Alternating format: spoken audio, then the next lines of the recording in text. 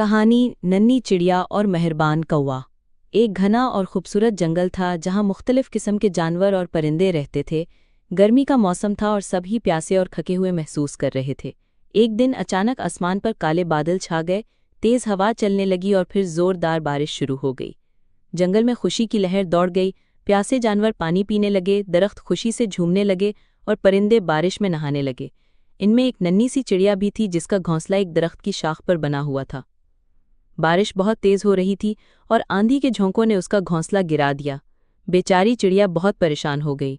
उसके बच्चे घोंसले के बगैर बारिश में भीगने लगे। चिड़िया ने जंगल के दूसरे जानवरों से मदद मांगी। हाथी ने कहा, मैं तो बहुत बड़ा हूँ, मैं कैसे मदद कर सकता हूँ।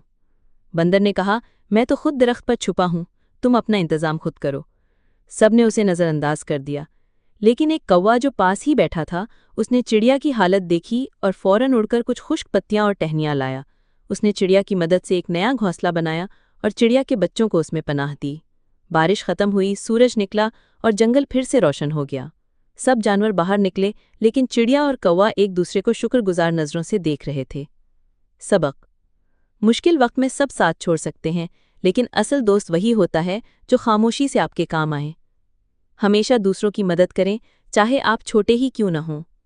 अगर आपको ये वीडियो पसंद आई हो तो चैनल को लाइक करें, शेयर करें और सब्सक्राइब करना ना भूलें। Thanks for watching my channel. Allah हाफिज़।